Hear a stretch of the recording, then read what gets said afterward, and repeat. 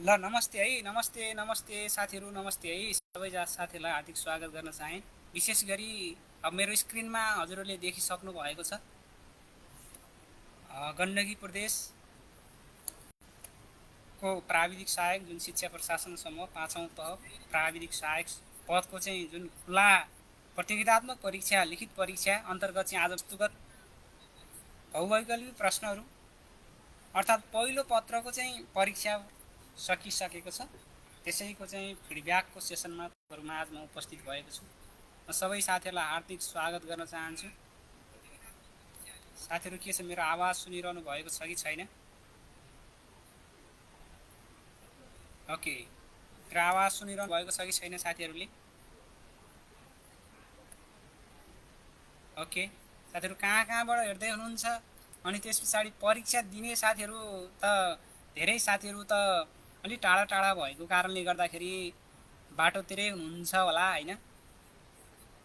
साथीहरू जहाँ हुनुहुन्छ सबै साथीहरूलाई मैले शुभयात्रा भन्छु है। बाटोमा रहनुभएका साथीहरू, त्यस्तै गरी कतिपय साथीहरू घर पुगिसक्नु भएको छ। उत्तरहरू के कसो गरियो भनेर हेर्दै हुनुहुन्छ फेसबुक मार्फत विभिन्न पेजहरूमा उत्तरहरू आइरहेकै छन्। कसो साथीहरू? ल सोही अन्तर्गत मैले पनि हजुरहरूलाई कस्तो भयो हजुरहरूको परीक्षा भनेर चाहिँ हजुरहरूले पठाएको प्रश्नकै आधारमा उत्तरहरू प्रस्तुत गरिसकेको छु। हजुरहरूले हेर्नु पनि भयो होला त्यो प्रश्नहरूलाई र त्यहाँ प्रस्तुत गरेका उत्तरहरूलाई अझै थप प्रश्न पारौँ कि भन्ने उद्देश्यले तपाईँहरूमा आज उपस्थित भएको छ है आज यस अहिलेको कक्षामा। ओके, मेरो आवाज कतिको सुनिरहनु भएको छ साथीहरूले? ओके साथीहरू, रेस्पोन्स गरौँला है। साथीहरूको रेस्पोन्स अलिक कम आएको कारणले गर्दाखेरि म अघि बढिरहेको छैन। ओके, ल कहाँ कहाँबाट हेर्दै हुनुहुन्छ साथीहरू कमेन्ट पनि गरौँला सँगै। पश्चात म सुरु गरिहाल्नेछु है साथीहरू, सुरु गरिहाल्नेछु। हजुरहरूको कमेन्ट आउन थाले पश्चात म सुरु गरिहाल्नेछु। ल ठिक छ।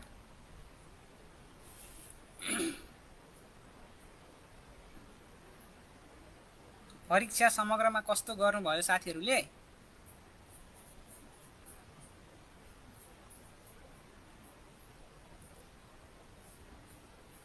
विशेष गरी हजुरहरूको परीक्षाको चिन्ता सँगसँगै अब हजुरहरूको सेकेन्ड पेपरको तयारीलाई अलिकति कसरी अघि बढ्ने भन्ने सन्दर्भमा होइन नि हामी अलि विरत मात्रामा छलफल गर्नुपर्नेछ। ओके,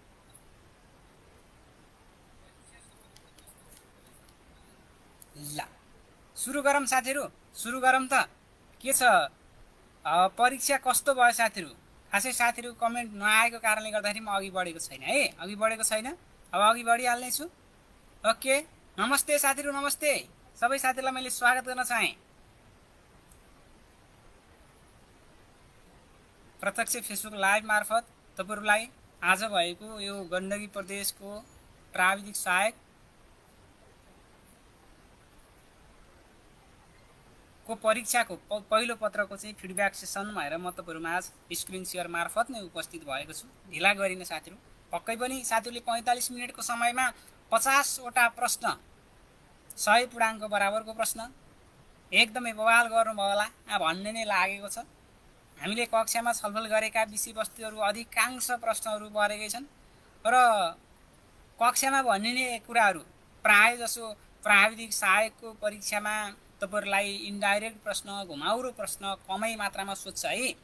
जसरी लाइसेन्सको परीक्षामा, शिक्षक सेवा आयोगको परीक्षामा है, अन्य शिक्षा प्रशासनको परीक्षाहरूमा जति घुमाउरो प्रश्नहरू आउँछ त्योभन्दा यो परीक्षामा चाहिँ प्रश्नहरू सिधा आउँछ, प्याटर्न सजिलो आउँछ भन्ने कुरा हामीले बारम्बार भन्दै आइरहेका थियौँ। सोही अनुसार हजुरहरूलाई जटिलभन्दा जटिल प्रश्नहरू एवं डाइरेक्ट आउने प्रश्नहरूमा पनि एकदम व्यापक मात्रामा छलफल गरेका थियौँ कक्षामा। सोही अनुसार हामीले आजको प्रश्न पनि सोही अनुसार देख्न पायौँ। विशेष गरी गण्डकी प्रदेशले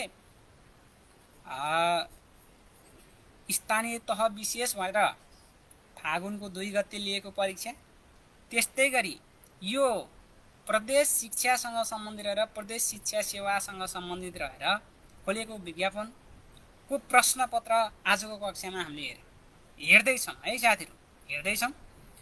र फागुनको 2 गते पनि हजुरहरूलाई मैले सोही अनुसार प्रश्नहरूको फिडब्याक प्रस्तुत गरेकै थिएँ। अधिकांश प्रश्नहरू हाम्रो कक्षामा छलफल भएकै प्रश्नहरू भरेको थियो, होइन त? ढिला गरिन साथीहरू, सुरु गरिहालौँ आजको यस फिडब्याक सेसन। सबैभन्दा सुरुमा मैले चाहिँ मलाई फेसबुक यो हाम्रो व्हाट्सएप ग्रुप मार्फत साथीहरूले पठाउनु भएको प्रश्न जुन कि सीको रहेको छ।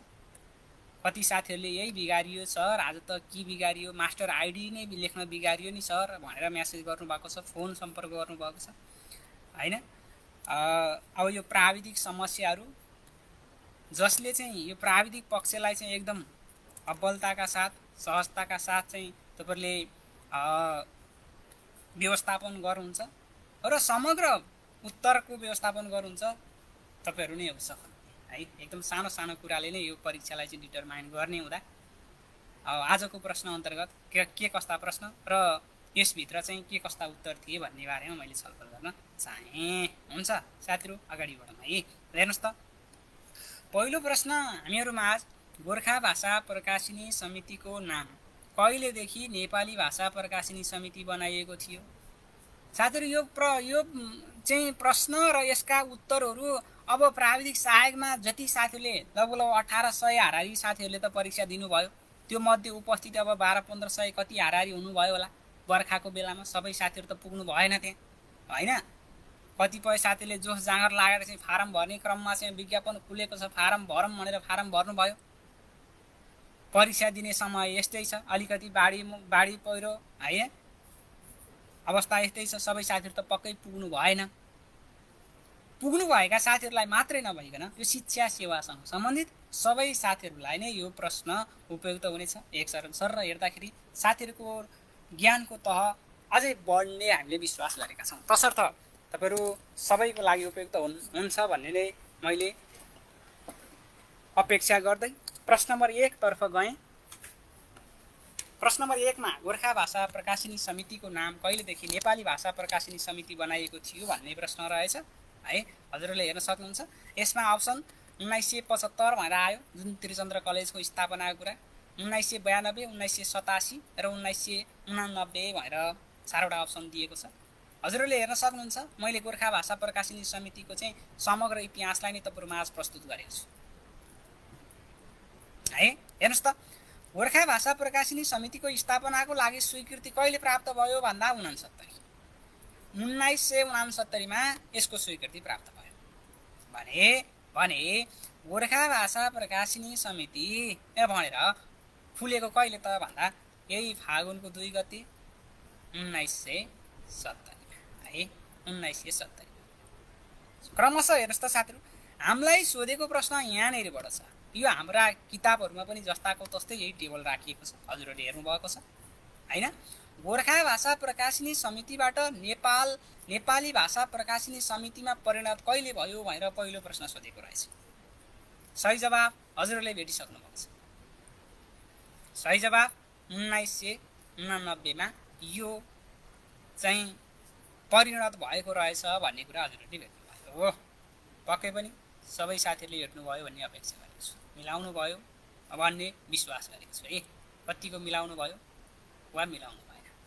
प्रश्न नम्बर 2 मा गए साथीहरू, यही गोर्खा भाषा प्रकाशिनी समिति 1989 मा नेपाली भाषा प्रकाशिनी समितिमा परिणत भयो भने यो गोर्खा भाषा प्रकाशिनी समिति हेर्नुहोस् त, नेपाली भाषा प्रकाशिनीबाट अब साझा प्रकाशनमा परिणत भएको कुरा हामी गर्न सक्छौँ 2021 सालमा है।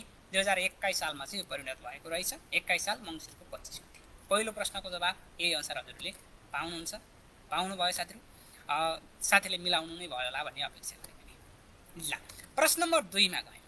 प्रश्न नम्बर 2 मा ल अगाडि बढौँ। प्रश्न नम्बर 2 मा राष्ट्रिय शिक्षा आयोगको प्रतिवेदन 2049 ले हेर्नुहोस् है, 49 ले टेक्निकल एसएलसी स्तरको तालिम सिप परीक्षणमा कुन तहको हुने सिफारिस गरेको थियो भनेर प्रश्न सोध्यो। ध्यान दिएर हेर्नुहोस्, हजुरहरूलाई मैले यो उत्तर राख्ने क्रममा पनि यस्ता प्रश्नमा चाहिँ अलि बढी विवाद नआओस् है भन्ने उद्देश्यले तपाईँहरूलाई मैले के राखिदिएँ त? हेर्नुहोस् त, यो राष्ट्रिय शिक्षा आयोगको प्रतिवेदन 2049मै 49कै एउटा सानो अंश तपाईँहरूमाझ प्रस्तुत गर्थे। ठिक छ, सानो अंश तपाईँहरूमाझ प्रस्तुत गर्दैछु। के भन्छ त यसले भन्दाखेरि विशेष गरेर प्राविधिक तथा व्यावसायिक शिक्षाको सन्दर्भमा हेर्नुहोस् त, प्राविधिक शिक्षा तथा व्यावसायिक तालिमको संरचनालाई हेर्दाखेरि हामीलाई सोधेको प्रश्न ध्यान दिएर हेर्नुहोस् त साथीहरू, के भनेको थियो भने टेक्निकल एसएलसी स्तरको तालिम सिप भनेर भनेको छ। तपाईँलाई यहाँ सिनियर जुनियर केही शब्द राखेन है, सिनियर वा जुनियर केही भनेर राखेन। के भन्यो त टेक्निकल एसएलसी स्तरको तालिम सिप भनेर भनेको छ। यहाँबाट हेर्दाखेरि के भेट्यो त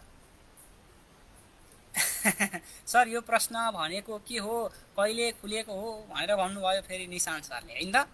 हेर्नुहोस् है, यो टेक्निकल एसएलसी भनेको विशेष गरेर कुन तहसँग सम्बन्धित छ त भन्दाखेरि तह 2 सँग सम्बन्धित छ भनेर प्रष्टसँग तालिकामै लेखिदिएको छ। तसर्थ हजुरहरूको सही जवाफ तह 2 हुन्छ भन्ने हो। प्रास भनेको के हो ल, निशान्त सरले चाहिँ यतिको प्रश्न चाहिँ यस कमेडीको लागि सोध्नुभयो भन्ने लाग्छ है, मैले अब जवाफ दिन चाहिनँ। निशान्त सर ल, यसपालि पनि हजुरको अब पहिलाको जस्तो हुने छैन, यसपालि त पक्कै पनि हजुरकै नाम आउनेछ, एकदम विश्वास लिएको छु है। पक्कै हजुरको सफलताको मैले यहाँबाट कामना गर्छु। ओके ल, अगाडि बढ। के रहेछ त सही जवाफ तह 2 रहेछ है, तह 2 रहेछ। प्रश्नसँग देखियो यदि सिनियर टेक्निकल एसएलसी भनिदिएको भए तह 3 हुन्थ्यो, त्यो छैन हामीसँग है। तसर्थ तह 1 वा तह 2। अब कतिपय साथीहरूले चाहिँ अब यसमा 5 3 2 2 भन्ने संरचना अनुसार चाहिँ तह 4 हो भन्ने पनि बुझ्नु भएको छ, हो कि होइन भन्नुहोस् त। यसको सिफारिस भनेको शिक्षाको संरचनामा 5 + 3 + 2 + 2 हो भने त्यही अन्तर्गत यो एसएलसी भनेको त तह 4 हो नि भनेर यो बुझ्नु भएको छ। तर ओरिजिनल दस्तावेज हेर्दाखेरि साथीहरू प्रश्नसँग के बुझ्नुहुन्छ भने यो टेक्निकल एसएलसी भनेको चाहिँ सिप परीक्षणको सन्दर्भमा हेर्नुहोस् त साथीहरू, जस्ताको तस्तै शब्द नै छ, केही फरक छ पक्कै पनि पाउनु। तसर्थ टेक्निकल एसएलसी तह 2 सँग सम्बन्धित रहेको हामी पाउन सक्छौँ। ठिक छ, पक्कै मिलाउनु भयो। अत्यन्त सजिलो प्रश्न सोधेको छ प्रश्न नम्बर 3 मा, हजुरहरूले भेट्न सक्नुहुन्छ। प्रश्न नम्बर 3 हेर्नुहोस् त, यो शिक्षाका संरचनाहरूको बारेमा एउटा प्रश्न प्रायःजसो सोधिरहने। मैले हजुरहरूलाई कक्षामा पढाउने क्रममा पनि जुनसुकै शिक्षाको संरचना, जुनसुकै आयोगको भनौँ हैन, वा जुनसुकैले चाहिँ सिफारिस गरेको भए तापनि एउटाको सिफारिस पढाउँदाखेरि अन्यको सिफारिस पनि सँगै लेखिदिने गरेको थिएँ। जस्तै यसै पालि सोधेको छ, यहीँ सोधेको छ साथीहरू, यो शिक्षा सम्बन्धी व्यवस्था भनेर। बाल अधिकार पढाउँदाखेरि पनि शिक्षा सम्बन्धी व्यवस्था मानव अधिकारमा यो छ है, इन्चोन घोषणामा यसो छ, दिगो विकासमा यसो छ, नेपालको संविधानमा यसो छ भनेर लेखाउने गरेको थिएँ। सोही अनुसार यहाँ शिक्षाको संरचनामा पनि सोही अनुसार सोधेको छ हैन। हामीले सोही अनुसार जवाफ दिन सक्छौँ। यो त एकदम सहिलो, राई माइलोले गाउँ छोड्यो अर्थात् राई है। राई भन्न साथै इस्तिहार 1996 मा आएको शिक्षाको इस्तिहार अनुसार विद्यालय शिक्षाको संरचना के रहेछ भन्दा 3 + 4 + 3 रहेछ। यसमा त कसैको कन्फ्युजन हुने कुरै होइन, बिगार्नु भयो भन्ने मलाई फिटिक्कै लागेकै छैन। अधिकांश साथीहरूले मिलाउनु नै भयो होला कि मिलाउनु भएन साथीहरू भन्नुहोस् त, पक्कै पनि मिलाउनु भयो होला भन्ने अपेक्षा गरेको छु। प्रश्न नम्बर 4 यस प्रकारको थियो है।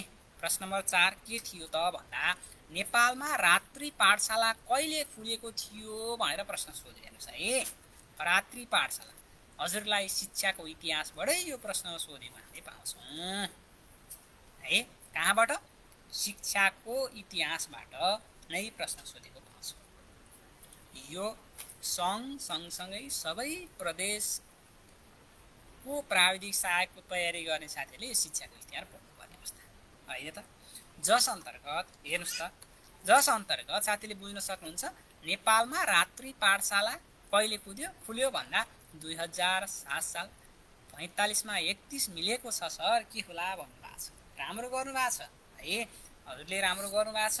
अब सेकेन्ड पेपरको तयारीमा लाग्नु अब कसले कति मिलाउनु भयो के भयो भन्ने कुरा त अब परीक्षा दिएका साथीहरूले नै हामीलाई यसै गरी मेसेज गरिरहँदाखेरि थाहा हुने हो। अब हाइएस्ट कतिसम्म मिलाउनु भएको छ। अब साथीहरूले कतिपय साथीहरू अलिकति गफ लडाउने साथीहरू हुनुहुन्छ, कतिपय साथीहरू एकदम वास्तविक बोल्ने साथीहरू पनि हुनुहुन्छ होइन। तसर्थ कसको कस्तो मिल्छ के मिल्छ भन्ने कुरा सोही अनुसार हो। अब हजुरहरूले परीक्षा कस्तो गर्नुभयो, राम्रो मिलाउने साथीहरूको पनि फेरि चाहिँ प्राविधिक समस्या भइदियो भने पनि फेरि समस्या भइहाल्छ साथीहरू। प्राविधिक समस्या भन्नाले जस्तै सिम्बल नम्बर लेख्नको लागि वा भनौँ त्यहाँ लेख्नुपर्ने की लेख्नको लागि यस्ता साना साना समस्या है, मैले भने नि मास्टर आइडी लेख्नको लागि है, यस्ता विविध साना साना समस्या भइदियो भने पनि बिग्रिहाल्छ। तसर्थ यो कम्पिटिसनको एक्जाम हो। सेकेन्ड पेपरको तयारीको लागि देवजन खड्काजी एकदम तयारीमा लाग्नुपर्छ है। ल मैले तपाईँलाई सँगै नोट राख्दै हेर्नुहोस् त, 2007 साल चैत्र 15 गते यसको स्थापना भयो भनेर भन्दाखेरि कतिसम्म चाहिँ गहिरेर प्रश्न सोधियो त हेर्नुहोस् साथीहरू। 2007 साल मात्रै भनेर पढेका साथीहरूलाई त यसले त गाह्रो बनायो त होइन र।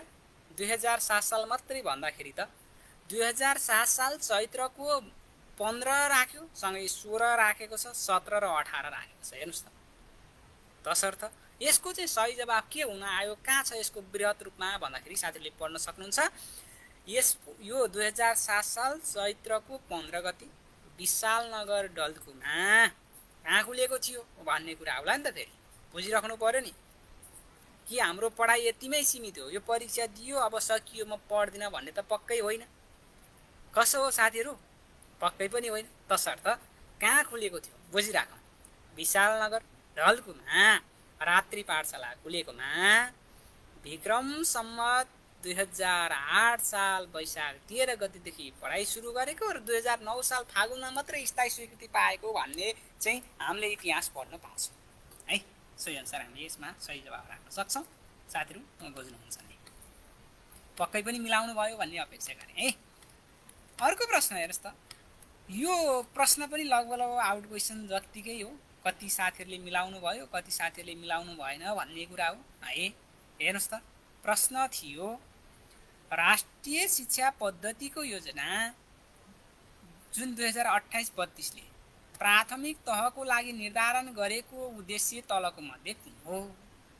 प्राथमिक तहको तहगत उद्देश्य कुन हो भनेर प्रश्न सोधेको छ। अब हामीले पढेका छौँ यसको पनि शिक्षाको संरचना भनेको के हो त साथीहरू, 3 + 4 + 3 हो होइन। विद्यालय शिक्षा भन्नाले यही 3वटा तह, प्राथमिक निम्न माध्यमिक र माध्यमिक शिक्षा भनेर बुझ्छौँ होइन। सोही अन्तर्गत के छ त यिनीहरूका तहगत उद्देश्य भन्दाखेरि साचव्य निमउ अनु भनेर पढिएको थियो साथीहरू। यो त मैले सोही अनुसार भनेको थिएँ। साचव्य निमउ अनु भनेर भनेको थिएँ, याद गर्नुभएकै छ। र यसमा फेरि प्राथमिक तह भन्न साथै कक्षा 1-3 हो भनेर छुट्याउन सक्ने साथीहरूले यसमा प्राथमिक तह कक्षा 1-3 सम्म त के नै हामीले यो देशभक्तिका कुरा होइन, यो व्यावसायिक शिक्षाका कुरा, सामाजिक र नैतिकतर्फ कहाँ जान सक्छौँ, हामी त साक्षरतासँग मात्रै जान सक्छौँ भन्ने कुरा सामान्य बुझाइका साथीहरूले पनि, बुझाइ भएका साथीहरूले पनि मिलाउन सक्ने प्रश्नको रूपमा हामीले बुझ्न सक्छौँ यसलाई होइन। हेर्नुहोस् त, ओके साथीहरू पछि पनि जोडिरहनु भएको छ। पछि जोडिने साथीलाई पनि स्वागत गरेँ मैले। परीक्षा कस्तो गर्नुभयो साथीहरू यसो कमेन्ट गर्दै गर्नुला। अब देशभक्तिपूर्ण देशभक्ति र देशभक्तिसँगै चरित्र निर्माण गर्ने कुरा निम्न माध्यमिक तह कक्षा 4-7 उद्देश्य रहेको छ भने व्यावसायिक शिक्षा दक्ष कार्यकर्ता तयार गर्ने कक्षा 8-10 को उद्देश्य क्रमशः निम्न स्तरको, मध्यम स्तरको, उच्च स्तरको र अनुसन्धानमुखी जनशक्ति तयार गर्ने भनेर क्रमशः हामीले माध्यमिक, प्रमाणपत्र, डिप्लोमा, डिग्री र अनुसन्धान तहको उद्देश्यमा पढेका थियौँ है। पक्कै पनि साथीहरूले मिलाउनु भयो साथीहरू। ओके अगाडि जाउँ है, अगाडि जाउँ। प्रश्न नम्बर 6मा ध्यान दिएर हेर्नुहोस् है साथीहरू, एकदम ध्यान दिएर हेर्नु होला। के भन्छ, राष्ट्रिय शिक्षा नीति है, राष्ट्रिय शिक्षा नीति 2076 बमोजिम विद्यालय शिक्षक तथा कर्मचारीको सेवा, शर्त, सुविधाको सञ्चालन र अभिलेख व्यवस्थापनको जिम्मेवारी कसको हो भनेर सोधेको छ। ल मैले हजुरहरूलाई यो पिडिएफ भन्दा पनि जेपिजी फर्मेट फोटो फर्मेटमा मेरै पेजमा राखेको छु। अहिले हजुरले हेरिरहनु भएको फेसबुक पेजमै राखिएको छ, एक चरण हेर्न सक्नुहुन्छ है। मैले जस्ताको तस्तै राखेको छु। यहाँ मैले थप एक्सप्लेन आवश्यकता अनुसार गर्नको लागि मात्रै यहाँ तपाईँहरू माझ उपस्थित भएको छु। साथीहरू धेरैले मिलाउनु भएको छ है। हेर्नुहोस् त, यो विद्यालय शिक्षक र कर्मचारीको सेवा शर्त र सुविधाको सञ्चालन तथा अभिलेख व्यवस्थापनको जिम्मेवारी भन्न साथै साथीले बुझ्नु पर्यो। यो अभिलेख व्यवस्थापन सेवा शर्त सुविधाको चाहिँ निर्धारण गर्ने कार्य कसले गरिरहेको छ? सङ्घीयले गरिरहेको छ है, सङ्घले गरिरहेको छ भने यसको सञ्चालन गर्ने र अभिलेखको व्यवस्थापन गर्ने अधिकार, विशेष गरेर अभिलेखको व्यवस्थापन गर्ने अधिकार भनेर प्रदेश सरकारलाई उल्लेख गरेको छ राष्ट्रिय शिक्षा नीतिमा। सोही अन्तर्गत हामीले अप्सन बी सही जवाफ भनेर भन्न सक्छौँ है। अप्सन बी सही जवाफ भनेर भन्न सक्छौँ। ओके, ल प्रश्न नम्बर 7 मा हेर्नु होला। प्रश्न नम्बर 7 ले भनेको छ, के भनेको रहेछ भन्दा प्रश्न नम्बर 7 ले राष्ट्रिय पाठ्यक्रम प्रारूप 2076 अनुसार आधारभूत शिक्षा कक्षा 6-8 अन्तर्गत सबभन्दा कम पाठ्य घण्टा भएको विषय कुन हो? साथीहरू सीमा भनेर पढायो नि त, 6 नम्बरको बिग्रियो, ल बर्बाद भयो। सङ्घ लगाउनु भयो होला है, धेरै साथीले सङ्घको लगाउनु भयो होला। सही जवाफ प्रदेश हो। ल प्रदेशको साथीहरू शिक्षा विकास निर्देशनालयको काम कर्तव्य र अधिकारभित्र टक्कै राखेको छ। प्रदेशको अधिकारभित्र यो राखेको छ है। हजुर किन होला 6 नम्बरको। अब बिग्रिगयो, अब अहिले बिग्रियो भनेर साथीहरू हरेस खाएर बस्ने कुरा होइन है। यो परीक्षा भनेको पनि एउटा सिकाइ हो नि, एक तहको सिकाइ, ओएमआर सिट भर्नको सिकाइ, परीक्षाको गहिराई वा आफ्नो अध्ययनको गहिराई बुझ्नको लागि चाहिँ सिकाइ है। यो परीक्षा पक्कै पनि सोही अनुसार हुने गर्दछ भने हामी प्रश्न नम्बर 7 लाई गइरहेर हेर्दा के भेट्छौँ? राष्ट्रिय पाठ्यक्रम प्रारूप 2076 अनुसार 6 को 1 लगाउनु भयो है। हेर्नुहोस् है, तर प्रदेश सरकार भन्यो राष्ट्रिय पाठ्यक्रम प्रारूप 2076 अनुसार आधारभूत शिक्षा कक्षा 6-8 अन्तर्गत सबभन्दा कम पाठ्य घण्टा। यसमा त साथीलाई समस्या छँदै छैन। सीमा यसको 3, मातृभाषा र स्थानीय विषय 4, अरू 5 होइन त। अरूको 5 5 5 5 5 25 5वटा विषयको होइन, कसो हो भने हेर्नुहोस् त, स्वास्थ्य शारीरिक र सृजनात्मक कलाको 3 र मातृभाषा र स्थानीय भाषाको कति रहेको छ त? 4। सो अनुसार के गर्छौँ त हामीले? कार्य घण्टालाई 32ले गुणान गरिहाल्छौँ, त्यसमा परेन। पाठ्य घण्टा भनेर 3 छ। यो अप्सन ए सही जवाफ भएको। यसमा मैले धेरै कुरा गर्ने पर्दैन।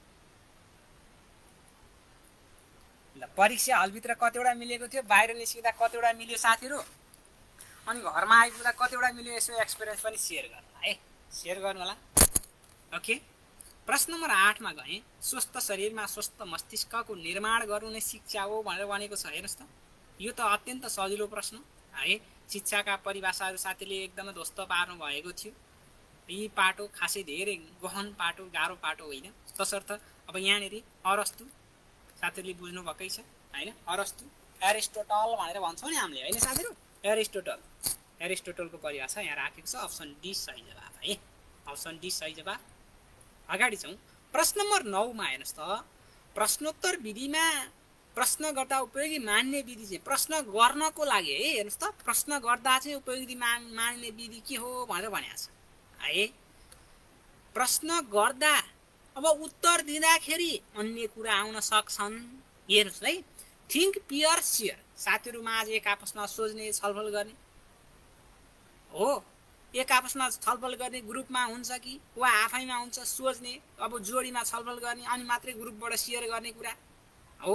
यहाँ त के भन्छ भने प्रश्न विधिमा चाहिँ प्रश्न गर्दा उपयोगी मान्ने विधि भनेर भनेको छ है। तसर्थ यसमा एप्पल टेक्निक फरक पर्ने कुरै होइन। पहिला आक्स क्वेसन गर्ने, पज वाइल गर्ने है, पिक गर्ने, त्यस पछाडि गएर सुन्ने लिसन गर्ने, त्यस पछाडि चाहिँ अब इभ्यालुएट गर्ने है, एम्फासाइज गर्ने। सोही अनुसार हामीले राख्न सकिहाल्छौँ। एन्सर ए सही जवाफ भयो है। एन्सर के भयो त साथीहरू? एन्सर ए सही जवाफ भयो। ल त्यो कुरा गर्न सक्छौँ हामीले। त्यस्तै गरी यो प्रश्न नम्बर 10 अत्यन्त सजिलो प्रश्न। राष्ट्रिय पाठ्यक्रम प्रारूपले भनेको कुरालाई नै हामीले लिन सक्छौँ। हेर्नुहोस् त, माध्यमिक तह कक्षा 9-10 को उमेर समूह तलको मध्ये कुन हो भनेर सोध्थ्यो। एउटै किले तपाईँले काम गर्न सक्नुभयो यसमा। के हो त भन्दा यो उमेर समूह निकाल्ने भनेको जति कक्षा हो त्यसमा कति जोड्ने रे साथीहरू भन्नुहोस् त। उमेर समूह पत्ता लगाउँदा साथीहरू कमेन्ट अलिक कम आइरहेको छ है। ल अब ढुक्कले मिलाइया छ, किन बोल्नु पर्या छ र अहिले भन्ने पनि होला। कतिपय साथीहरूलाई बिगारिया छ, किन अब बिग्रिहाल्यो अहिले यहाँ बोलेर के गर्नु छ र भनेर भन्ने पनि होला होइन साथीहरू, त्यो पनि हुनसक्छ। ल ठिक छ, एप्पल टेक्निक ओके। ल हेर्नुहोस् है, यहाँनिर उमेर समूह निकाल्दाखेरि +4 गर्नुपर्छ। कति? +4 गर्नुपर्छ। त्यसो भए 9 मा 4 जोडियो, 10 मा 4 जोडियो, होइन त? सोही अन्तर्गत ल सोही अन्तर्गत 13 देखि 14 वर्ष भन्ने हामीले सही जवाफ लगायौँ। प्रश्न नम्बर 10 ठिक छ, पक्कै पनि।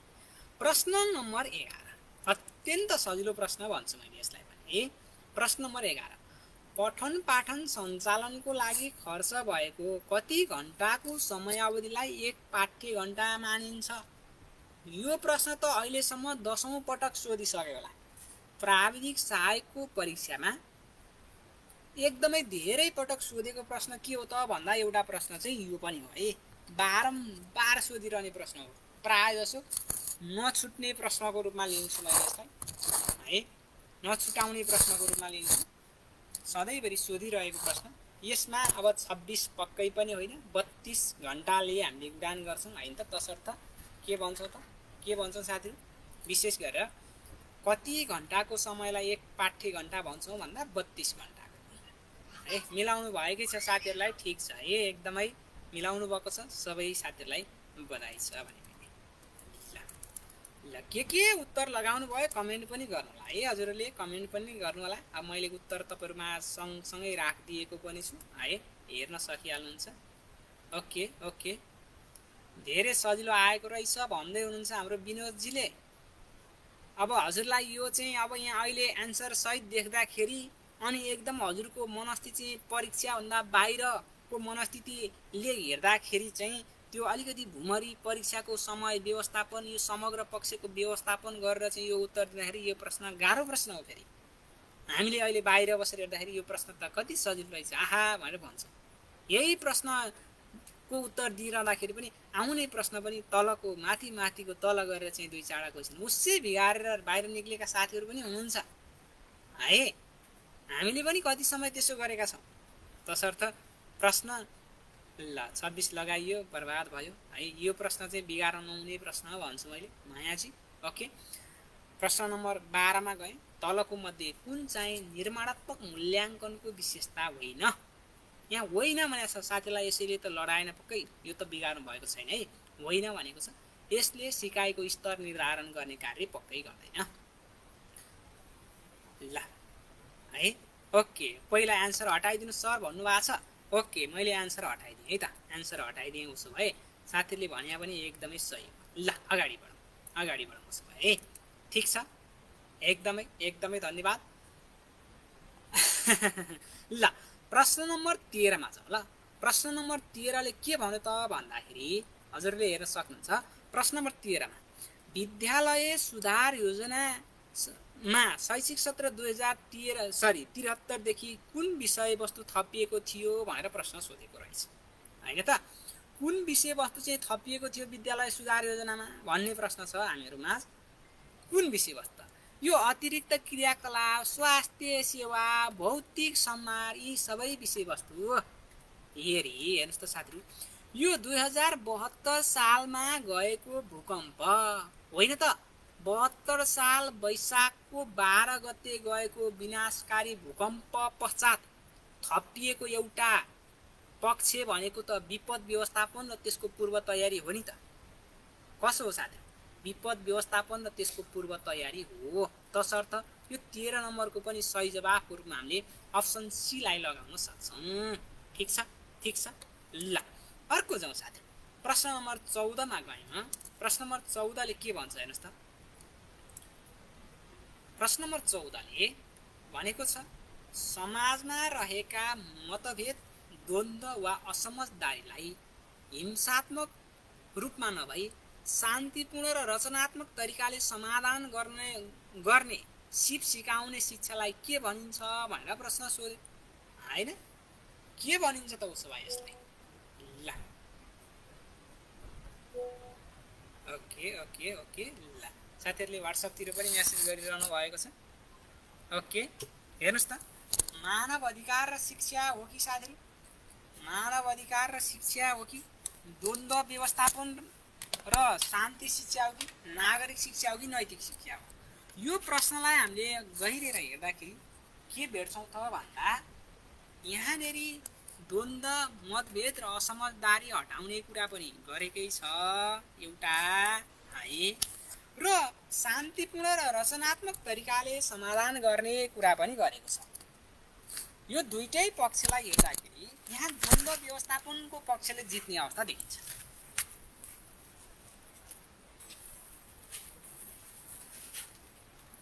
केले साथीहरू? द्वन्द्व व्यवस्थापनले जित्ने अवस्था देखिन्छ।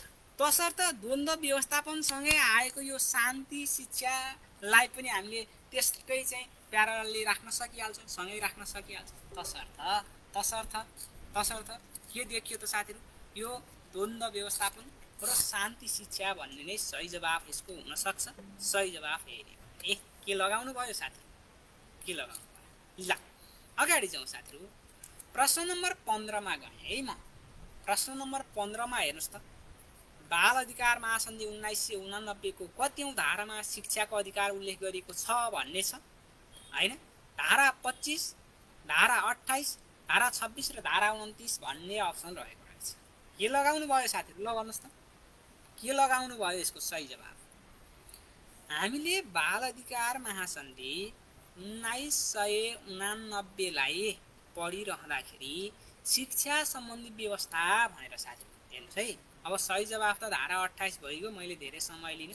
अब तपाईलाई थप जानकारीको रूपमा प्रस्तुत गर्दाखेरि हेर्नुहोस् है, थप जानकारीको रूपमा प्रस्तुत गर्दाखेरि यो 1989 मा महासभाद्वारा पारित भएको 2 सेप्टेम्बर 1990 तदनु यो 1990 मा चाहिँ लागू भएको, नेपालले अनुमोदन 14 सेप्टेम्बर 1990 मा गरेको र यसमा भएका जम्मा 3 भाग र 54 धारा मध्ये धारा 28 मा ध्यान दिनुस् त साथीहरू के भनेको छ भन्ने कुरा दुईटा कुरा छ।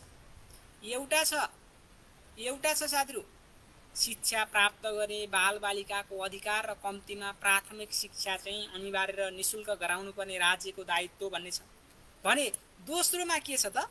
दोस्रोमा छ शिक्षा बालबालिकाको व्यक्तित्व र बौद्धिक क्षमताको विकासतर्फ निर्देशित हुन्छ। यो दुईटा बुदालाई मैले यसरी भनेको थिएँ साथीहरू। यो धारा 28 भनेको शिक्षाको अधिकारसँग सम्बन्धित छ। केसँग? अधिकारसँग सम्बन्धित छ। र यो चाहिँ यसरी निर्देशित छ भन्नुको मतलब यो चाहिँ शिक्षाको उद्देश्यसँग सम्बन्धित छ है साथीहरू भनेर पक्षमा भनेकै थिए है। तसर्थ यसको सही जवाफ के हुन गयो त साथीहरू? एकदमै सही जवाफ यो धारा 28 नै भन्ने सही जवाफ हुन जान्छ। ल कतिको मिलाउनु भयो साथीहरूले? ल हजुरहरू फेसबुक लाइभ मार्फत प्रत्यक्ष रूपमा हेरिरहनु भएको छ। यो लाइभलाई अत्याधिक मात्रामा सेयर गरेर धेरैभन्दा धेरै साथीहरूमा पुर्याउनको लागि पनि मैले अनुरोध गर्छु साथीहरू। र अब प्रश्न नम्बर 16 प्रश्न नम्बर 16 एकदमै प्रष्ट प्रश्न छ। टपिकबाटै सोधेको प्रश्न जस्तो लाग्छ क्या मलाई यस्ता प्रश्न चाहिँ फेरि। किन? हेर्नुहोस् त, विद्यालय शान्ति क्षेत्र राष्ट्रिय ढाँचा र कार्यान्वयन निर्देशिका 2068 जुन नेपाल सरकार मन्त्री परिषदबाट चाहिँ कहिले स्वीकृत भएको थियो? एकदम टपिकबाटै प्रश्न सोधेको जस्तो लाग्छ। के लगाउनु भयो त? 28 पो हो भन्नुभएको छ, ढुक्कले 28 हो। ल 28 र 29 दुईटा शिक्षा सम्बन्धी धारा हो। त्यो मध्ये 28 चाहिँ अधिकार, 29 चाहिँ उद्देश्य, यसरी भन्नु। ठिक छ, ल जाउँ अगाडि जाउँ साथी। प्रश्न नम्बर 16 को के लगाउनु भयो त भन्दा यसको सही जवाफ, प्रश्न नम्बर 16 को सही जवाफ 2068 पनि त 68 भइहाल्यो। जेठको 11 गते। कति गते? जेठको 11 गते अप्सन डी सही जवाफ है। ओके, थप कुरा गरेँ। ल केशवजी धेरै धेरै बधाई छ, धेरै धेरै बधाई छ हजुरलाई, धेरै राम्रो गर्नुभयो यतिको भनेको है। हेर्नुहोस् त 2068 साल 3 महिना 26 गते चाहिँ यसको ढाँचा र निर्देशिका चाहिँ शिक्षा मन्त्रालयबाट सँगै स्वीकृत भएको कुरा हामी गर्न सक्छौँ है। ल अगाडि गएँ। हेर्नुहोस् त प्रश्न नम्बर 17, प्रश्न नम्बर 17 मा गएँ। प्रश्न नम्बर 17, सामाजिक आर्थिक भौगोलिक कारणले पछाडि पारिएका व्यक्तिलाई विभेदरहित वातावरणमा दिइने शिक्षालाई के भनिन्छ भन्ने प्रश्न रहेको छ। ल भन्नुहोस् त साथीहरू, के हुन्छ यसको सही जवाफ? प्रश्न नम्बर 17 हो। ओके, प्रश्न नम्बर 17 को जवाब अप्सनहरू विशेष शिक्षा, समावेशी शिक्षा, अनौपचारिक र विशिष्ट शिक्षा भन्ने छ। ल हेर्नुहोस् त सही जवाब समावेशी शिक्षा साभौ हैन साथीहरू, पढ्नु भएकै छ। ल साभौ समावेशी शिक्षा अन्तर्गत हामीले राख्न सकिन्छ। यो एउटा एकदम अचम्म किसिमको प्रश्न आएको छ, अचम्म किसिमको प्रश्न आएको छ साथीहरू। मैले यसको उत्तर पनि तपाईहरुलाई छोडिदिएको छु। साथीहरूले के लगाउनु भयो भने दिगो विकासको लक्ष्य नम्बर 4 को राष्ट्रिय सूचक अनुसार नेपालले सन् 2030 सम्ममा माध्यमिक तह कक्षा 9-12 को खुद भर्ना दर कति प्रतिशत पुर्याउने भनेर सोधेको छ है। कतिपय साथीहरूले यसको उत्तर 85 हो सर किन नलगाउनु भएको भनेर भन्नुभएको छ। कतिपय साथीहरूले 95 हो सर भन्ने कुरा पनि गरिरहनु भएको छ हैन। साथीहरूको एकदमै फरक फरक चाहिँ कमेन्टहरू मैले यहाँनिर पाइरहेको छु। साथीहरूले के लगाउनु भयो ल भन्नुहोस् त, के लगाउनु भयो साथीहरूले? विशेष गरेर यो दिगो विकासले चाहिँ माध्यमिक शिक्षा कक्षा 9-12 को कुल भर्ना दर भनेर 99 दिएको भन्ने तथ्याङ्क चाहिँ हामीले पढेको हैन साथीहरू। माध्यमिक शिक्षा कक्षा 9-12 को कुल भर्ना दर कति त 99 भनेर चाहिँ पढेको यहाँनिर। अब यसले चाहिँ अब राष्ट्रिय सूचकमै हेर्दाखेरि पनि हामीले यो तथ्याङ्क चाहिँ ठ्याक्कै नभेटेको कारणले गर्दाखेरि मैले यसको उत्तर राखेको छु है। 95 हो भन्ने कुरा धेरै साथीहरूले अब यहाँ फरक फरक साथीहरूको कमेन्ट आइरहेको छ। अब मैले यसमा चाहिँ ठ्याक्कै अथेन्टिक डाटा चाहिँ ट्र्याक्कै नभेटेको भएर मैले राखेको साथी। यति गर्न पाइयो नि भन्नुहोस् त। 25 मा 95 र 30 सम्म 99 हो, बट नेपालको भनेको छ 95 रहेछ। ओके, अब हजुरले त्यसरी एनालाइसिस गरेर हेर्न सक्नुहुन्छ। अब 2025 सम्म 95 पुर्याउने भन्ने कुरा चाहिँ गरेको, तर खुद होइन कि कुल भर्ना दरको कुरा गरेको। 95 चाहिँ कुल भनेको, अब यो खुदको पाटो चाहिँ ट्वाक्क मैले नभेटेको भएर मैले राखेको साथी। यसको लागि चाहिँ मैले एक्सक्युज नै भने सरी नै भने। ल प्रश्न नम्बर 19 तर्फ गएँ। ल प्रश्न नम्बर 19, सामाजिक न्यायको संरक्षण तथा प्रत्याभूतिको लागि कसको भूमिका महत्त्वपूर्ण हुन्छ भनेर प्रश्न सोध्यो है। कसको भूमिका महत्त्वपूर्ण हुन्छ भनेर प्रश्न सोधेको छ। अब यसमा त खासै धेरै विश्लेषण गर्न आवश्यकै छैन। राजनीतिक दलको, विद्यालय र सामाजिक सङ्घ संस्था, व्यक्ति र परिवार, राज्य र सरकार। सरकारले हो नि त नीति बनाउने हैन। राजनीतिक दलले भन्दा पनि सरकारले हो नीति बनाउने है। सबै राजनीतिक दलले नीति बनाउँछन् भन्ने छैन। विपक्षमा रहेर त्यो नीतिलाई चाहिँ सर्वसम्मत रूपमा पारित गर्न नसकिएको अवस्थामा सरकारले चाहिँ त्यो नीति बनाउन सक्दैन। तसर्थ सामाजिक न्यायको संरक्षण गर्ने, त्यसको प्रत्याभूति गराउने, मौलिक हक अधिकारको चाहिँ व्यवस्था गर्ने, त्यसको कार्यान्वयन गराउने हैन त साथीहरू। यो सबै कार्य सरकारको, तसर्थ राज्य र सरकार भन्ने अप्सन सही जवाफमा हामी जान सक्छौँ। यसमा पनि साथीहरूको डाउट छैन भन्ने लाग्छ। ल प्रश्न नम्बर 20 अत्यन्त सजिलो प्रश्न हो यो पनि है। प्राविधिक तथा व्यावसायिक शिक्षाको प्रमुख उद्देश्य के रहेको छ भन्ने कुरा रहेको छ।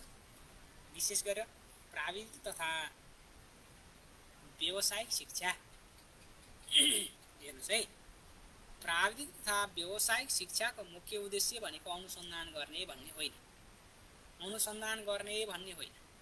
यसको उद्देश्य भनेको प्राविधिक शिक्षा पढिसके पश्चात व्यावसायिक शिक्षा पढिसके पश्चात चाहिँ के गर्ने त रोजगारी प्राप्त गर्ने रोजगारी मुखी सिप लिने है तसर्थ सही जवाफ कति बन्छ बी बन्छ यसमा पनि साथीहरुको डाउट छँदै छैन प्रश्न नम्बर 21 तर्फ गए साथीहरु 16औं योजनाको अनुसार 2085-86 सम्म उच्च शिक्षामा प्राविधिक विषय अध्ययन गर्ने विद्यार्थी भनेको छ हेर्नुस् है यो प्रश्न पनि अत्यन्त सजिलो प्रश्न यदि पढ्नु भएको छ भने तर अहिले पनि साथीले कमेन्ट गलत कमेन्ट गरिरहनु भएको छ हेर्न सक्नुहुन्छ मैले अब समग्र पाठो राखिदिएको छु यो तपाईहरुले पछि हेर्नु होला यहाँनेरि भने यो उच्च शिक्षामा प्राविधिक विषय भन्न साथै मैले चाहिँ प्राविधिक भन्न साथै के सम्झेको छु भने कृषि प्राविधिकलाई सम्झेको छु के कृषि प्राविधिक यो कृषि प्राविधिकले के प्रयोग गर्छ त भन्दाखेरि विषातीहरु प्रयोग गर्नबाट के गर्छ त रोग लगाउँछ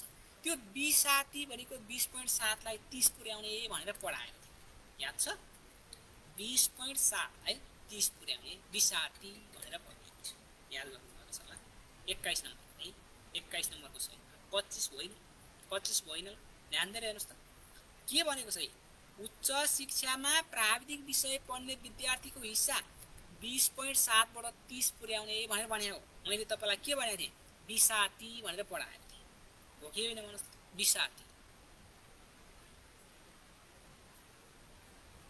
ओके सही जवाफ सही आन्सर प्रश्न नम्बर 22 सूचना तथा सञ्चार प्रविधिमा आधारित सिकाइ सामग्रीको उपयुक्त व्यवस्थापन गरी प्रत्येक विद्यालयका शिक्षक तथा विद्यार्थीमा प्रविधिको उपयोग गर्ने सिप विकास गर्ने रणनीति कुन उद्देश्य अन्तर्गत पर्दछ साथीहरु यास्पी भित्र चाहिँ तपाईले यो गएर हेर्नु भयो भने त्यो भित्र पाउनुहुन्छ है यास्पी भित्र गएर पाउनु भयो भने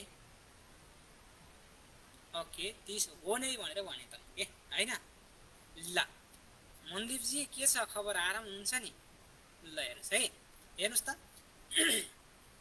यो सूचना तथा सञ्चार प्रविधिकोमा आधारित सामग्रीको चाहिँ उपयुक्त व्यवस्थापन गर्ने कुरा चाहिँ गुणस्तरीय शिक्षासँग सम्बन्धित छ पहुँचसँग भन्दा पनि सूचना र सञ्चार प्रविधिको प्रयोग है गुणस्तरीय र सान्दर्भिकता अभिवृद्धि गर्नेसँग सम्बन्धित छ यास्पी हजुरले हेर्नुला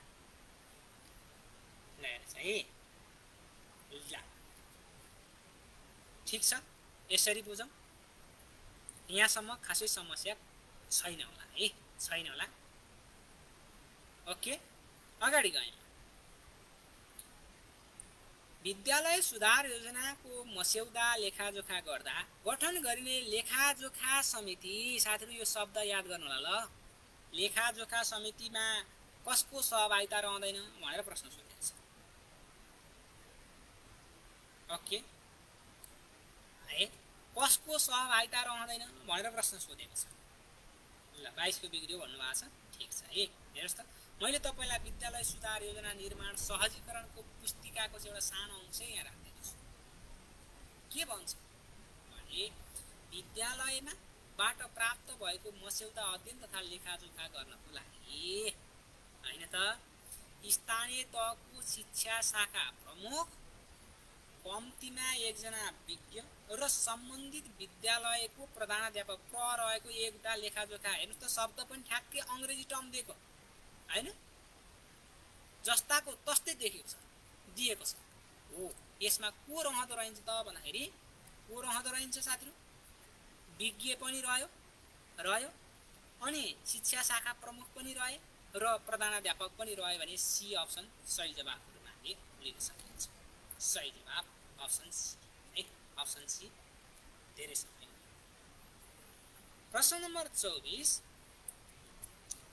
आर्थिक वर्ष 2083-84 को बजेटले नेपालका विश्वविद्यालयलाई शैक्षिक क्यालेन्डर पूर्ण रूपमा पालना गराउन र भर्ना तथा परीक्षा प्रणालीलाई प्रविधि मैत्री बनाउन हेर्नुस् है भर्नालाई पनि परीक्षा प्रणालीलाई पनि के गर्नुपर्छ त प्रविधि मैत्री बनाउन अब परीक्षा भन्न साथै ध्यान दिएर हेर्नुस् साथीहरु भर्ना भनेको परीक्षा भन्न साथै नतिजा प्रणालीसँग जोडिनु पर्दैन हो डिजिटल ट्र्याकिङ सिस्टम इमिसले त डिजिटल ट्र्याकिङ गरिरहेको छ नि त को विद्यार्थी कहाँ छ अहिले त अब ट्रान्सफर नगरिकन अर्को उसमा गएर हुने कुरा भएन सम्बन्धित वडा के राखिरहनु भएको छ ठीक छ है नझुकिनलाई सम्बन्धित वडा अध्यक्ष भन्ने छैन यसमा। साथीहरूले बिगार्नु भयो कि जस्तो लागिरहेछ। 24 को सी हो भन्नुभएको छ। एकदमै सही जवाफ है। 24 को अप्सन सी सही जवाफ हामीले लिन सक्छौँ। ल पक्कै पनि मिलाउनु भयो होला भन्ने लाग्छ। अब यो बजेटबाट अब समसामयिक प्रश्नको रूपमा त यो बजेटबाट चालु आवधि योजनाको बजेट भन्ने शीर्षक छ हैन। मैले हजुरहरूलाई 81 को 82 को 83 को तीनटै बजेट चाहिँ लगभग सहजीकरण गरेको अवस्था पनि अगाडि पनि। 25 नम्बरको प्रश्न हेरौँ। ल भन्नु साथी 25 नम्बरको के छ?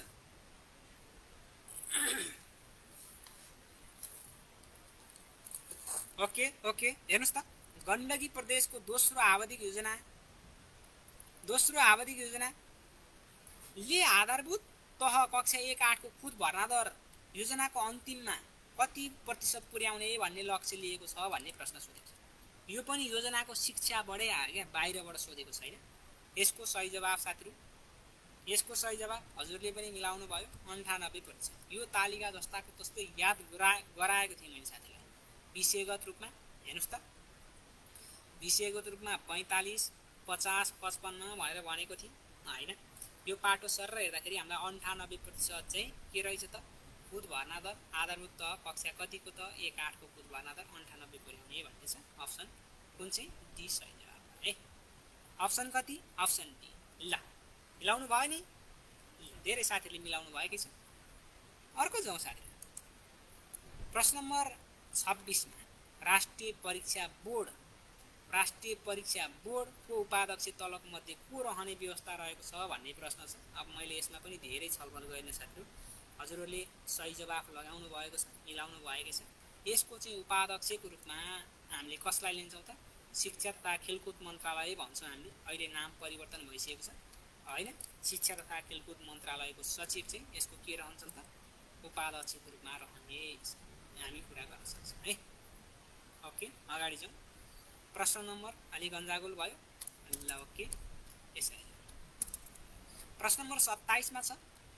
प्रश्न नम्बर 27 मा अब यो नोसै ताकाबाट प्रश्न सोधेको रहेछ। शिक्षक सेवा आयोग नियमले 2057 अनुसार कार्य सम्पादन मूल्याङ्कनका आधारमा गरिने शिक्षकको बढुवाको कुल 100 अङ्क मध्ये नोकरीको ज्येष्ठताको अधिकतम अङ्क कति हो भन्ने प्रश्न सोध्छ। नोसै ताका पढ्नु भएको होइन त साथीहरू? नोसै ताका, त्यही नोसै ताकाभित्रकै कुराभित्रबाट यहाँ प्रश्न सोधेको हामीले पाउँछौँ। जस अन्तर्गत नोसै ताकाबाट कति त भन्दाखेरि नोकरीको ज्येष्ठताबाट 35 अङ्क हैन। यसलाई पनि विभिन्न भागमा विभाजन गरेर हेर्ने कुरा हामी गर्न सकिहाल्छौँ है। कसरी त भन्दा अस्थायी भयो भने कति 1.25 को दरले, स्थायी भयो भने कति अङ्कको दरले साथीहरू? 2.5 अङ्कको दरले प्रति वर्ष सोही अनुसार अङ्क पाउने कुरा 35 अङ्क सो अनुसार पाउने कुरा हामी गर्न सकिहाल्छौँ है। ठिक छ। प्रश्न नम्बर 28 हेर्नु होला। प्रश्न नम्बर 28 ले भनेको छ अनिवार्य तथा निःशुल्क शिक्षा ऐन र नियम अनुसार बालबालिकालाई पाएक पर्ने विद्यालय सामान्यतया कति दूरी भनेर प्रश्न सोधेको छ। यसमा त खासै समस्या पर्ने अवस्था होइन। 2 किलोमिटरसम्मको दूरी, 1 घण्टा पैदल दूरी वा बढीमा 4 किलोमिटर भनेर भनेको छ। बालबालिका 4 किलोमिटर त कहाँ हिँड्न सक्छन् है? सम्भावनै छैन। 15 मिनट भनेर भनेको पनि छैन। दूरी मापको मापदण्ड नभएको पनि होइन। तसर्थ यसको सही जवाफ अप्सन ए भयो। साथीहरूले पक्कै मिलाउनु भयो है। मिलाउनु भयो? ल बधाई छ जसले मिलाउनु भयो। अगाडि जाउँ। स्थानीय सरकार सञ्चालन ऐन ल एकदमै ठिक छ। स्थानीय सरकार सञ्चालन ऐनको संशोधन सहितले आधारभूत विद्यालय खोल्ने सिफारिस गर्ने कार्य कसको काम कर्तव्य र अधिकारभित्र समेटिएको छ भनेर प्रश्न सोधेको छ। यसको सही जवाफ के होला साथीहरू? ल भन्नुहोस् त। वडा अध्यक्षको हो कि स्थानीय तहको शिक्षा शाखा हो कि समन्वय इकाइको हो कि वडा समिति? ल प्रश्न नम्बर 29 को जवाफ के लगाउनु?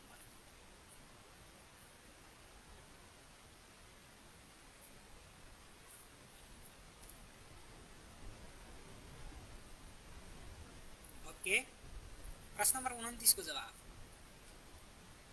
ल एकदमै सही जवाफ। तयारी टिएससी माया बोहराजी सच्याउनु पर्ने अवस्था देखिन्छ। बुढाको ओसर बुढाको भन्ने कुरा गरिरहनु भएको छ क्रमशः। कमेन्ट बल्ल अलि साथीहरू सक्रिय हुनुभयो कि जस्तो लाग्यो। वडा समितिको काम कर्तव्य र अधिकारभित्र हजुरहरूले यो पढ्नु भएको छ। हेर्नुहोस् त, वडा समितिको काम कर्तव्य अधिकारभित्र होइन त आधारभूत विद्यालय खोल्नको लागि सिफारिस गर्ने भनेर चाहिँ हजुरहरूले ट्याक्क पढ्नु भएकै छ है। के लगाउनु भयो? अप्सन डी सही जवाब, एकदमै सही जवाब है। विभिन्न काम गर्छ। अब समिति र अध्यक्षमा अलि अलमल भएको अवस्था हो साथीहरूलाई। त्यो मध्ये चाहिँ तपाईँले अध्यक्षको काम कर्तव्य अधिकार भनेर तपाईँले खासै पढ्नु भएको छैन। हामीले शिक्षामा पढाएको भनेको दुईटा कुरा, एउटा स्थानीय तहका 23वटा अधिकार शिक्षासँग सम्बन्धित, अर्को वडा शिक्षा समिति वडा समितिको अधिकार भन्ने हामीले यिनै कुराहरू चाहिँ हजुरलाई सहजीकरण गर्दै आइरहेका थियौँ। ठिक छ, अगाडि जाउँ साथी। गण्डकी प्रदेश विशेष प्रश्न। गण्डकी प्रदेश विश्वविद्यालय ऐन 2076 भएको व्यवस्था बमोजिम कार्यकारी परिषदको सदस्य सचिव भनेर सोध्थ्यो। हेर्नुहोस् त, एउटा तालिकै बनाएर तपाईँहरूमा चाहिँ मैले नोट प्रस्तुत गरेको थिएँ यसमा। ल, डिल लगाउनु भयो। रजिस्ट्रार हो कि उपकुलपति हो कि अध्यक्ष? ल भन्नुहोस्, कुन चाहिँ हो?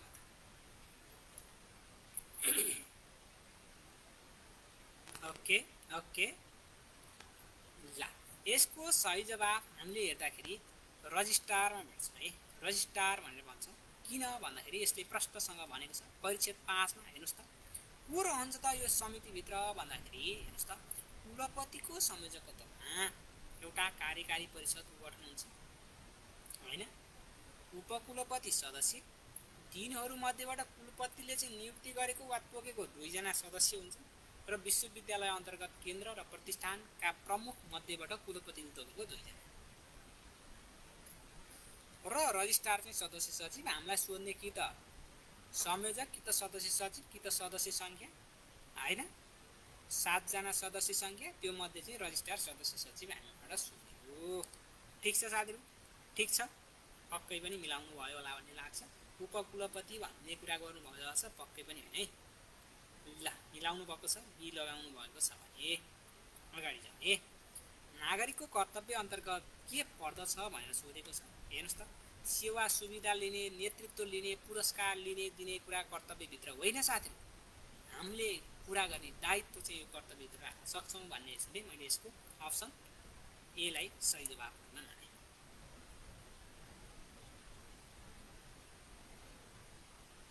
ओके, अगाडि जाउँ है, अगाडि जाउँ साथीहरू।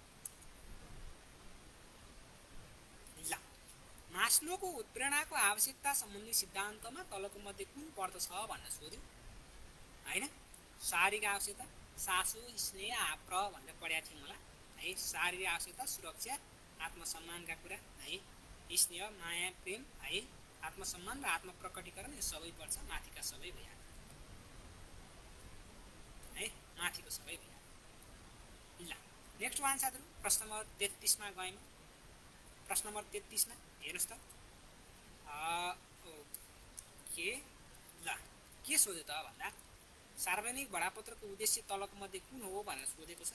सही जवाब हेर्नुहोस् त, सेवाको विषयमा सहज रूपमा जानकारी दिने हो। त कुन कार्यालय वा त्यो कार्यालयभित्रको कुन चाहिँ कार्यकक्षमा चाहिँ कुन पदाधिकारी बस्ने, कस्तो सेवा दिने भन्ने कुराहरू हुन्छ नि बडापत्रमा।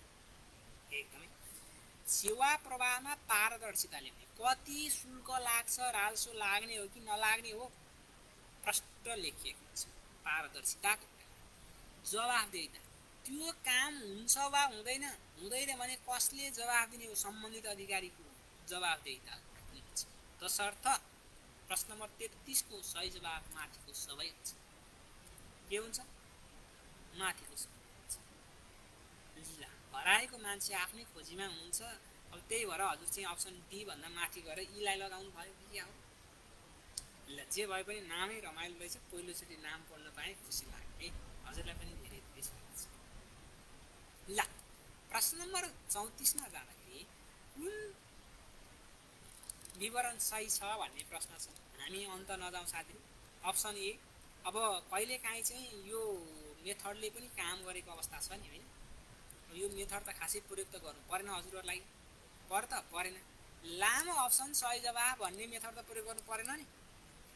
नआएको अवस्थामा गर्नुभयो कि त्यो गर्नु भएको छ भने पनि ठिक गर्नुभयो भन्छु कि।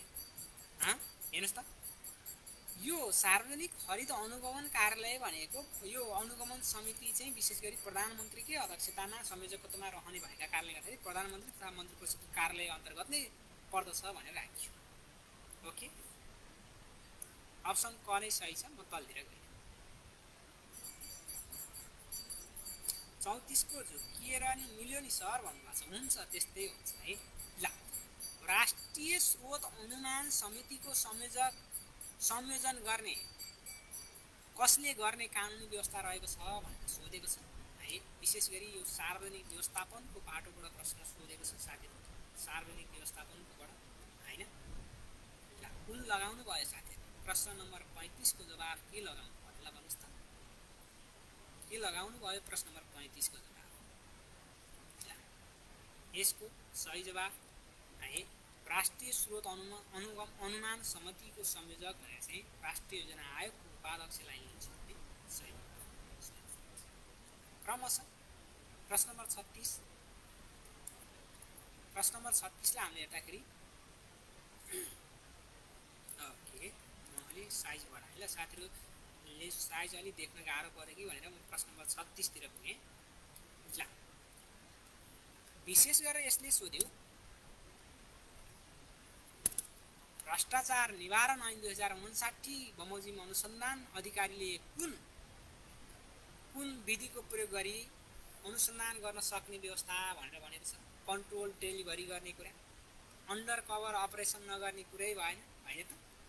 भ्रष्टाचारको लागि चाहिँ अस्ति हिजो भर्खरै चाहिँ कति 5 लाख चाहिँ घुस लिँदै चाहिँ अन्डर कभर अपरेसनबाटै पत्ता लगाए है। इन्टरसेप्सन, यो सबै मेथड प्रयोग गर्ने नै कुरा भयो। त्यसर्थ माथिको सबै भन्ने सही जवाफ हामीले लगाउन सक्छौँ। माथिको सही सबै। ओके, लाउनु भयो।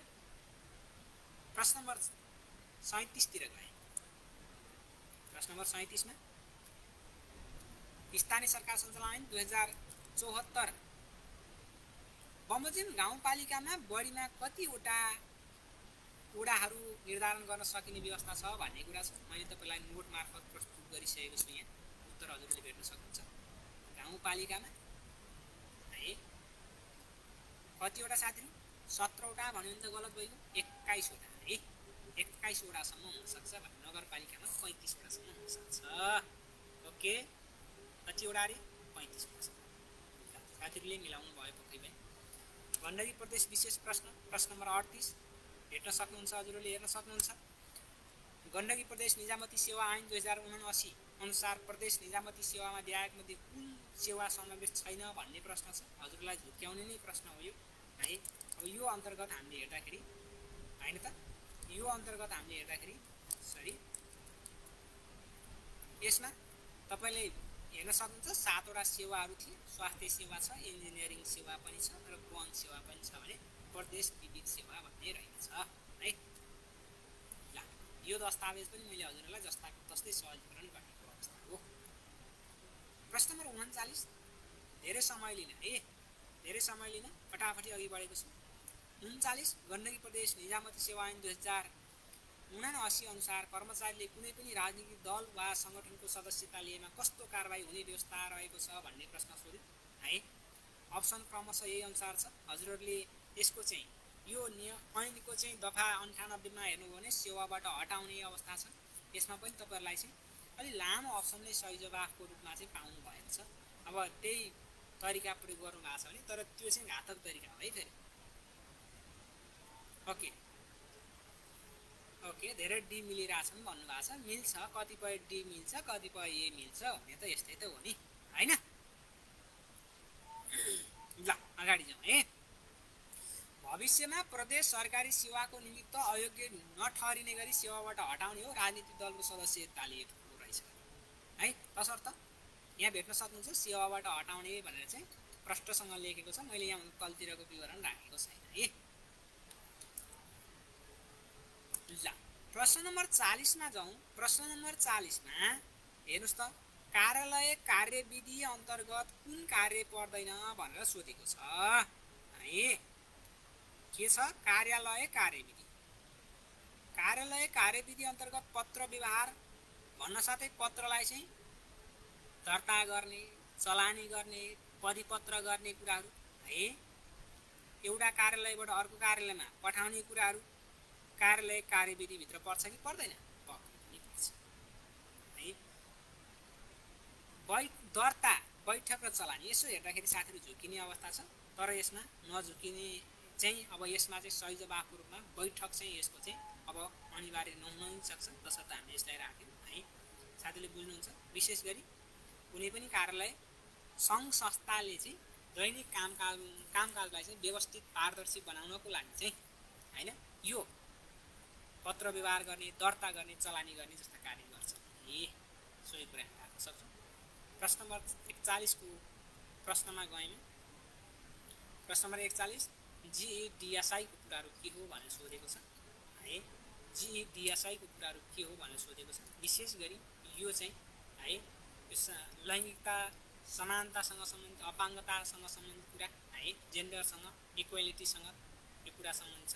सही जवाफ gender equality, disability and social inclusion भन्ने छ। यसको सही जवाफ अप्सन ए अन्तर्गत हामी गर्न सक्छौँ है। लैङ्गिक समानता, अपाङ्गता तथा सामाजिक समावेशीकरण। अर्को एकदम समसामयिक प्रश्न, यतिसम्म समसामयिक चाहिँ नसोध्ला कि भनेको सोधिहाले साथी। क्वेसन बनाउँदा बनाउँदै भएको रहेछ अथवा हुने लगभग यो त पहिल्यै फिक्स थियो नै छँदै थियो, त्यही भएर नै सोधिएको होला यो प्रश्न। हेर्नुहोस् त भर्खरै सकियो होइन त साथीहरू। यो रातारात चाहिँ हामीले निन्द्रा माएर चाहिँ हेरेको गेम। पहिलो खेल कुन कुन देशबीच भएको थियो भनेर प्रश्न सोधेको छ। के त फिफा विश्वकप 2026 को पहिलो खेल कुन कुन देशबीच भएको थियो भनेर प्रश्न सोधेको छ है। ओके, 1 महिना अगाडिको त हेर्नुहोस् त कहाँ भएको साथीहरू, कहिले भयो? एकदमै सही जवाफ कुन लगाउनु भयो साथीहरू भन्नुहोस् त। अमेरिका र पोर्चुगल, मेक्सिको र साउथ अफ्रिका, साउथ कोरिया र सर्जिया होइन त, क्यानाडाले खेल्यो कि कुन चाहिँ हर्ज्यो गोबेनिया भन्ने छ, कुन चाहिँले खेल्यो भन्ने कुरा। अब यो त साथीले कतिको मिलाउनु भयो, अब रातको निन्द्रा कतिको माया मार्नु भएको थियो, याद थियो कि थिएन है। कहाँ भएको थियो भन्दा मेक्सिकोमै भएको। घरेलु मैदानमा घरेलु टिमले हार्यो भने त बर्बाद भइहाल्छ नि भन्ने तरिकाले सम्झिनु भएको थियो कि थिएन। मेक्सिकोले जित्यो है, साउथ अफ्रिकालाई हराएको थियो। अप्सन बी सही भयो। प्रश्न नम्बर 43 अन्तर्राष्ट्रिय योग दिवस कुन सालदेखि मनाउन सुरु गरिएको हो भन्ने प्रश्न छ। अब हेर्नुहोस् त, विशेष गरी संयुक्त राष्ट्र सङ्घको महासभाले सन् 2014 डिसेम्बर 11 को प्रस्तावमा चाहिँ पारित गरे पछाडि चाहिँ हेर्नुहोस् त 2015 जुन 21 देखि चाहिँ पहिलो अन्तर्राष्ट्रिय योग दिवस मनाउन सुरु गरेको। तसर्थ सही जवाफ हामी यसमा जान सकिहाल्छौँ। यसमा पनि समय धेरै लिएको। अर्को छ साथी, नेपालले अवलम्बन गरेको सङ्घीयताको स्वरूप होइन। विशेष गरी 4वटा अप्सन दिएको छ। यसो हेर्दाखेरि साथीहरू यहाँ चाहिँ अल्मलिने अवस्था छ जस्तो लाग्दैन मलाई। सहकारिता, द्वैत सङ्घीयता, प्रतिस्पर्धात्मक सङ्घीयता र भौगोलिक सङ्घीयता भन्ने छ। नेपालको संविधानको धारा 232 मा हेर्दाखेरि चाहिँ प्रष्टसँग सहकारिता, सहअस्तित्व र समन्वयको कुरा गरेकै छ। तसर्थ यो चाहिँ सहकारी सङ्घीयता अन्तर्गत हामीले राख्न सक्छौँ है। सहकारी सङ्घीयता अन्तर्गत राख्न सक्छौँ। जोडा मिलाऊ भनेर प्रश्न सोधेको छ, अत्यन्त सजिलो प्रश्न। धारा 25, धारा 31, धारा 33 र धारा 34 प्रश्न है मा छ भने यो चाहिँ कुन कुन अन्तर्गत पर्दछ भन्ने कुरा नै छ है। धारा 25 मा एउटा मात्रै चिन्न सक्नुभयो भने तपाईँले सही जवाफ लगाउन सक्ने अवस्था हो होइन त। धारा 25 मा के को व्यवस्था छ भन्ने कुरा चाहिँ चिन्न सकिएको अवस्थामा है, धारा 25 मा के को व्यवस्था छ भन्ने कुरा चाहिँ साथीले चिनेको अवस्थामा सही जवाफ लगाउन सक्ने अवस्था छ। धारा 25 सम्पत्तिको हक छ, 4 को ए भएको एउटा मात्रै अप्सन छ, अरू छँदै छैन साथीले। हेर्नुहोस् त है, यो पनि सजिलै प्रश्न हो भन्छु, तर प्रश्न चाहिँ यो प्याटर्नमा चाहिँ अलिक कमै मात्रामा सोधेको थियो है अहिलेसम्म प्राविधिक सायदले। ल फेरि अर्को धाराबाटै सोध्यो। हेर्नुहोस् त, स्वास्थ्य सम्बन्धी हकको व्यवस्था कति नम्बर धारामा छ भनेर सोध्यो होइन। ल स्वास्थ्य सम्बन्धी हकको व्यवस्था कति नम्बर धारामा छ? मौलिक हक त ध्वस्त पार्नु भएको छ साथीहरूले भने साथीहरूले चाहिँ अप्सन के लगाउनु भयो त? कुन अप्सन लगाउनु भयो कुनी? यसको पनि सही जवाब धारा 35 मा स्वास्थ्य सम्बन्धी हकको व्यवस्था रहेको कुरा हामी गर्न सक्छौँ। धारा 38 मा महिला, धारा 39 मा बालबालिका र धारा 44 मा उपभोक्ताको सँग सम्बन्धित हकको कुरा हामी यहाँ गर्न सक्छौँ है। तसर्थ सही जवाफ ए भयो है। सही जवाफ ए मा हामी जान सक्छौँ। ओके ओके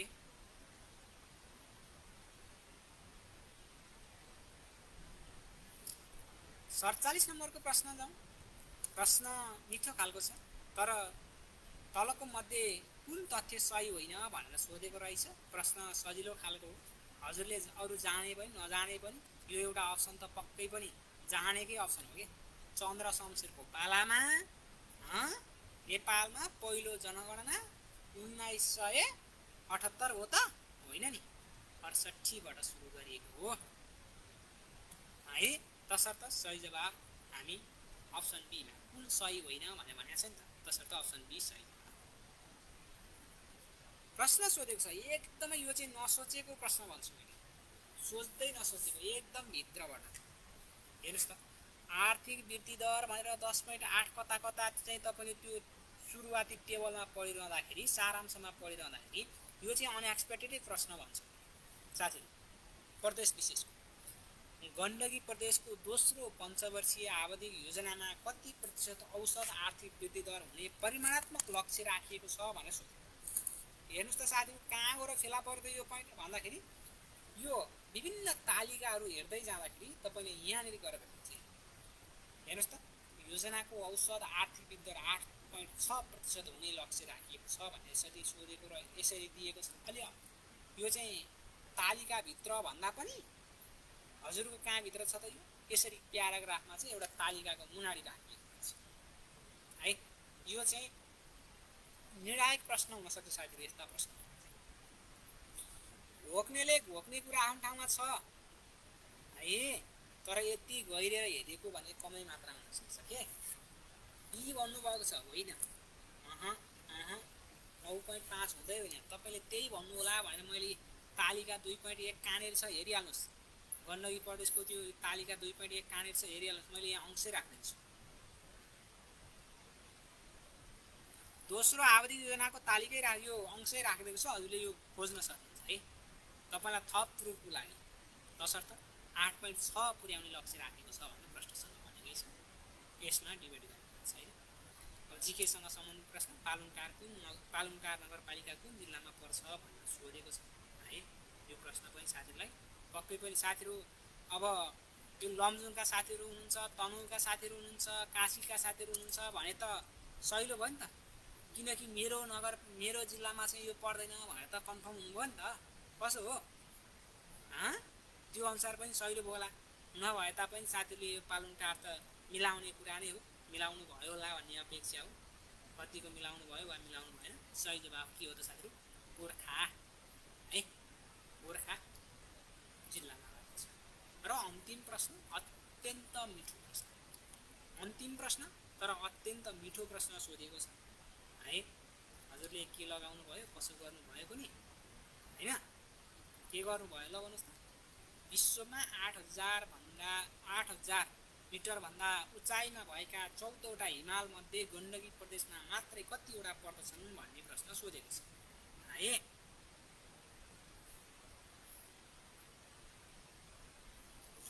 कुन लगाउनु भयो साथी ल भन्नुहोस् त। ओके ओके, साथीले एकदमै सही जवाफ दिनुभएको छ होइन। कुन लगाउनु भयो साथीहरूले? एकदमै सही जवाफ के हो त साथीहरू? एकदमै सही जवाफको रूपमा हामी जान सक्छौँ। यो कतिवटा हो रे साथीहरू? कतिवटा हो रे? 5वटा हो। 5वटा भन्यो भने त 5वटा त कता पर्छ साथीहरू? 5वटा भन्यो भने त कता पर्छ? कोशी प्रदेश पर्छ होइन है। यो चाहिँ साथीले बुझ्नुहुन्छ 3वटा हो। कतिवटा हो? 3वटा हो। कुन कुन हो त? धौलागिरी, मनासलु र अन्नपूर्ण तीनवटा हिमालहरू रहेका छन् है। बुझ्नुहुन्छ नि? ठिक छ। गण्डकी प्रदेशमा धौलागिरी 8187 कि 67 छ हैन, 8167 मिटर, मनासलु 8163 मिटर अर्थात् 8163 र 8091 मिटर, अन्नपूर्ण यो तीनवटा चाहिँ रहेका छन् भन्ने कुरा अलि लगाउनु भयो होला भन्ने मैले अपेक्षा गरेँ। अब कतिको लगाउनु भयो कि लगाउनु भएन, कस्तो गर्नुभयो अब यो साथीहरूको ल भन्नु साथीहरू कस्तो गर्नुभयो, कतिको मिलाउनु भयो त त्यसो भए? ल यस्तै रहेछ यो हाम्रो गण्डकी प्रदेशमा सोधेका प्रश्नहरूको उत्तर है। धेरै साथीहरूले धेरै सही जवाफ दिनुभएको छ, मिलाउनु भयो भन्ने अपेक्षा गरेको छु। कति मिलाउनु भयो? हो एकदमै ठिक छ। ल प्रशान्त सर एकदम स्वागत छ, हजुरले नै हेर्नु भएको छ, खुसी लाग्यो। 50 को कतिवटा त? 3, एकदमै सही। ल यही कुरा साथीहरूलाई अनुरोध गर्दै अब मैले अन्तिममा के जानकारी गराएँ, हामी एडमिसन गुरुको चाहिँ अनलाइन डिजिटल प्लेटफर्म मार्फत तपाईँहरूमा जोडिएका छौँ साथीहरू। एडमिसन गुरुको यस डिजिटल अनलाइन प्लेटफर्म मार्फत तपाईँहरूलाई चाहिँ यो प्राविधिक सहायकको कक्षाहरू है निरन्तर रूपमा सहजीकरण भइरहेको छ। म आफैले नै तपाईँहरूलाई यो शिक्षाको बाटोमा हैन रामचन्द्र सर सँगसँगै तपाईँलाई यो प्रदेश विशेषको पाटोमा अझै मैले तपाईँहरूलाई धेरै विषयवस्तुहरू सहजीकरण गरेको छु। सोही अन्तर्गत धेरै प्रश्नहरू तपाईँहरूमा परेको छ भन्ने लाग्छ। सँगसँगै शिक्षाका विभिन्न पाठहरू मैले तपाईँहरूमा सहजीकरण गरिरहँदाखेरि र प्रश्नहरू पनि अधिकांश प्रश्नहरू शिक्षाबाट नै गरिएको कुरा हामी देख्न सक्छौँ। तसर्थ धेरै साथीहरूले सही जवाफ दिनुभयो, मिलाउनु भयो भन्ने मैले अपेक्षा गरेको छु। साथीहरू नयाँ कक्षामा जोडिन चाहनुहुन्छ भने तपाईँहरूले धेरै गर्नु पर्दैन, कमेन्ट सेसनमा मात्र के गर्नुहोस्, मी भनेर लेख्नुहोस्। ल धेरै लेख्नु पर्छ साथीहरू, कमेन्ट सेसनमा मी भनेर लेख्नुहोस् नयाँ कक्षामा जोडिनको लागि। हाम्रो मिसन अब 2083 सुरु हुँदैछ है। 2083 का कक्षाहरू अब धमाधम सुरु हुँदैछ। अब यो 2083 मा के गर्छौँ त हामीले?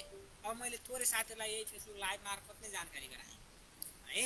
अब दोस्रो पेपरको कक्षा नहुने भन्ने कुरा होइन, मजाले भइहाल्छ। दोस्रो पेपरको कक्षा सँगसँगै हुन्छ साथीहरू।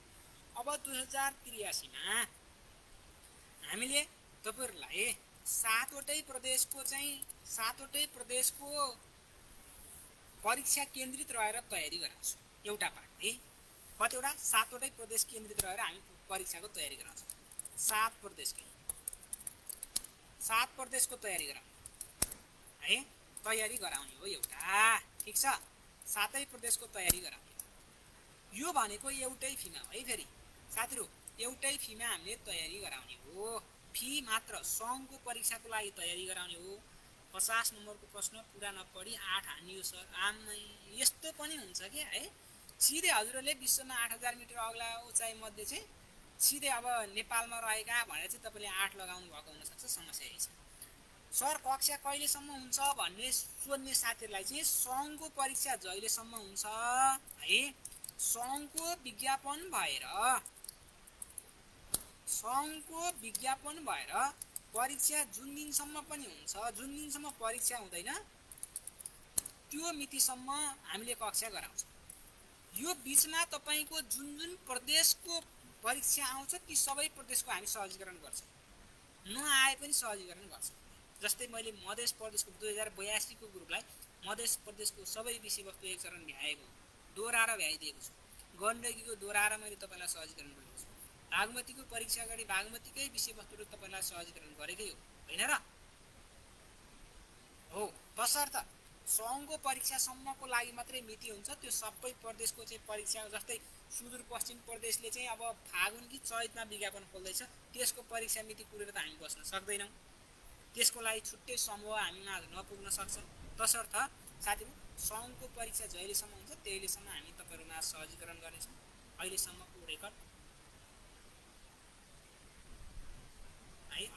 रेकर्ड हेर्दाखेरि एकदमै नेपालमै चाहिँ यो प्राविधिक सहायकको शिक्षा प्रशासनतर्फ चाहिँ तयारी कक्षाको हिसाबले नम्बर 1 छ भन्ने हामी एकदम दम्बका साथ भन्न सक्छौँ साथीहरू। विगतका रिजल्टहरूलाई तपाईँले हेर्न सक्नुहुन्छ है।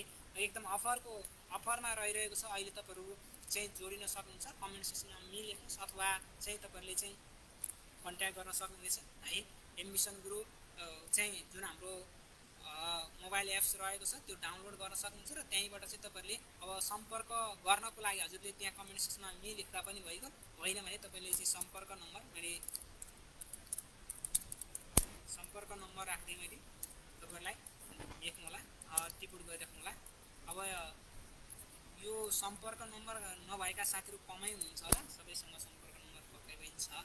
नभए पनि तपाईँले यसो सामाजिक सञ्जालबाट भेट्न सक्नुहुन्छ 0159702888 है। यसमा तपाईँले कल गरेर आज नै कक्षामा जोडिनको लागि मैले अनुरोध गर्छु। हाम्रो 2083को कक्षाहरू रेगुलर भइरहेका छन्। अब बाँकी रहेका दुईवटा परीक्षा 2082कै विज्ञापन हो, 83मा परीक्षा जुन सङ्घको परीक्षा सकिसकेको छ तसर्थ 82का ग्रुपका साथीहरूको कक्षा पनि सकिसकेको छ।